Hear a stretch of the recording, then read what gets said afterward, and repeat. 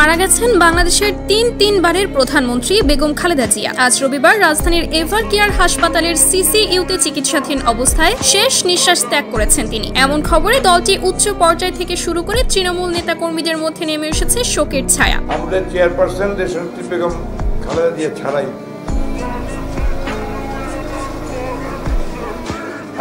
আপনারা একটু বন্ধ করেন।